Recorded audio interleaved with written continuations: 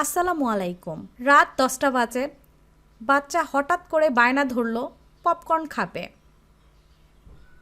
এখন কি করি? ভাগ্যিস বাসায় ভুট্টা ছিল, তাই ঝটপট করে ম্যাজিকের মতো তুড়ি মেরেই তৈরি করে দিলাম পপকর্ন।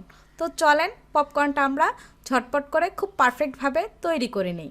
তার জন্য দেখেন এখানে আমি একটা বাটি নিয়ে নিয়েছি। আর পপকর্নের মূল উপকরণ হচ্ছে ভুট্টা। আর এখানে আমি দিয়ে দিচ্ছি হাফ কাপ পরিমাণ ভুট্টা। আর এই ভুট্টাটা কিন্তু বড় দানার ভুট্টা না, দেখে নিশ্চয়ই আপনারা বুঝতে পারছেন। ভুট্টাটা হচ্ছে ছোট দানার ভুট্টা, দেখে নিশ্চয়ই বুঝতে পারছেন। আর বড় দানার ভুট্টা দিয়ে কিন্তু কখনোই পপকর্ন হবে না, এই ছোট দানার ভুট্টা দিয়ে কিন্তু পপকর্নটা পারফেক্ট হবে। এখন চলে যাচ্ছি পপকর্নটা তৈরি করতে। এর জন্য দেখেন চুলায় আমি একটা পাত্র বসিয়ে নিয়েছি।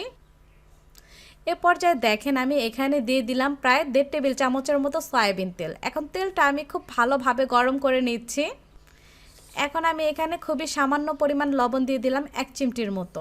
এতে করে পপকর্নটা ভাজলে আর পানসে পানসে ভাব লাগবে না, পপকর্নের টেস্টটা ভাল লাগবে। তাই আমি এখানে লবণ ব্যবহার করলাম 1 চিমটির মতো।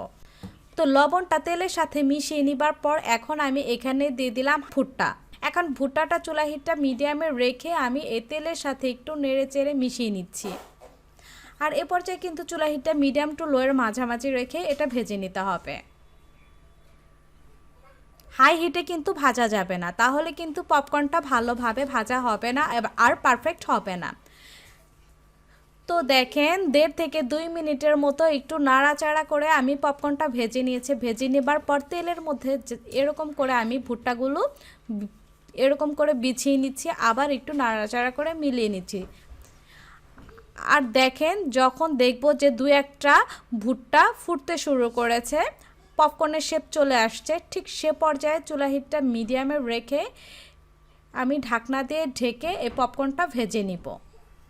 আর অবশ্যই ঢাকনাটা ঢেকে দিবেন, তা না হলে কিন্তু পপকর্নগুলো ফুটে বাহিরে চলে আসবে। তাই অবশ্যই ঢাকনা দিয়ে ঢেকে চুলা হিটটা মিডিয়ামে রেখে পপকর্নগুলো ভেজে নিতে হবে। লো হিটে ভাজতে গেলে কিন্তু পপকর্নগুলো এ পর্যায়ে ভালোভাবে ভাজা হবে না আর পারফেক্ট হবে না। তো দেখেন কতটা সুন্দরভাবে পপকর্নগুলো ভাজা হচ্ছে আর ফুটে উঠছে।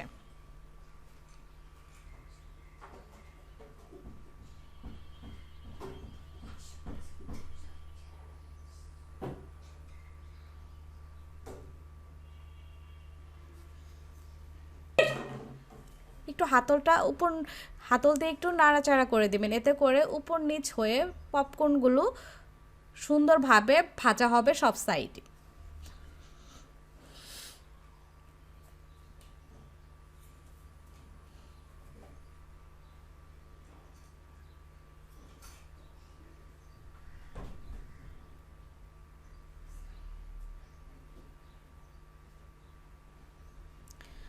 তো দেখেন যে যখন বুঝতে পারবেন যে আর শব্দ হচ্ছে না, তার মানে বুঝে নিতে হবে আমাদের সবগুলো ভুট্টা ভাজা হয়ে গিয়েছে আর পপকর্ন তৈরি হয়ে গিয়েছে। তো দেখেন কতটা পারফেক্ট হয়েছে। আর আমার পাত্রটা কিন্তু এখন ভরে গিয়েছে। চুলা থেকে নামিয়ে আমি একটা বাটিতে সার্ভ করে নিয়েছি।